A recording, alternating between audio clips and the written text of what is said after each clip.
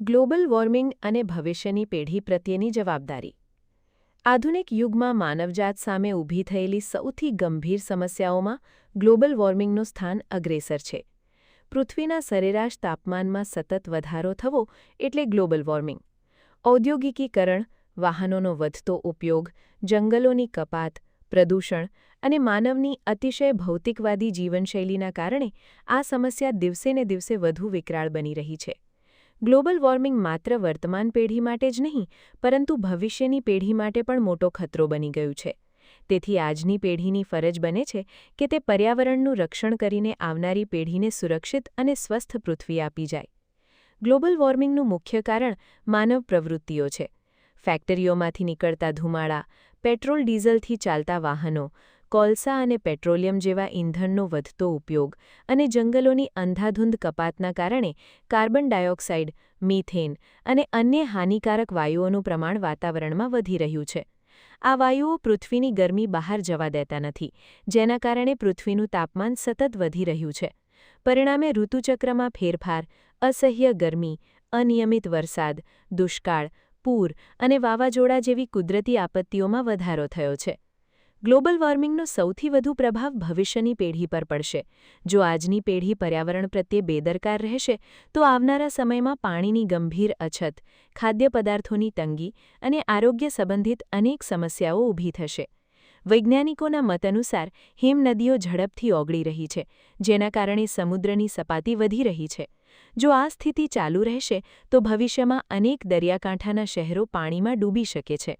આવનારી પેઢીને શુદ્ધ હવા, સ્વચ્છ પાણી અને હરિયાળું પર્યાવરણ મળવું મુશ્કેલ બની શકે છે.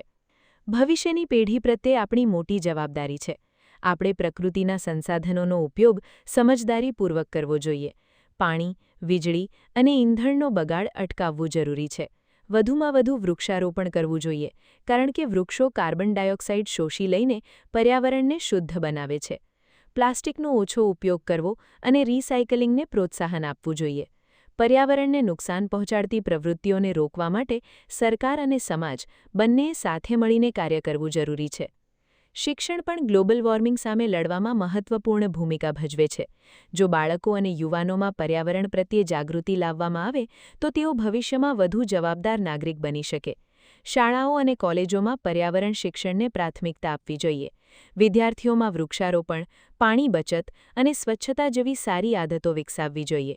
શિક્ષિત સમાજ જ પર્યાવરણનું સાચું મહત્વ સમજી શકે છે. ટેકનોલોજીનો યોગ્ય ઉપયોગ પણ ગ્લોબલ વોર્મિંગ ઘટાડવામાં મદદરૂપ થઈ શકે છે. સૌર ઊર્જા, પવન ઊર્જા અને અન્ય નવીનીકરણીય ઊર્જા સ્ત્રોતોનો વધુ ઉપયોગ કરવાથી પ્રદૂષણ ઓછું કરી શકાય છે. ઇલેક્ટ્રિક વાહનો અને પર્યાવરણ મૈત્રી ટેકનોલોજીનો વિકાસ પણ જરૂરી છે.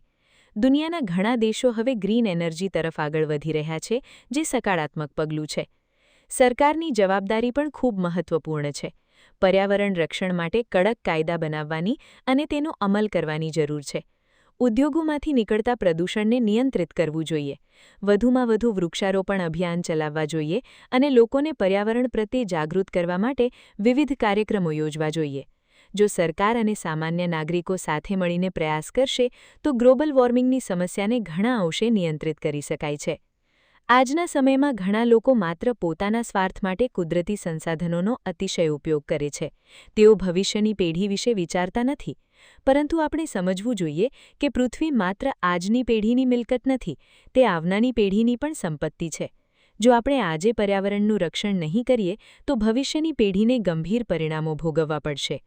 અંતમાં કહી શકાય કે ગ્લોબલ વોર્મિંગ માનવજાત માટે એક ગંભીર ચેતવણી છે.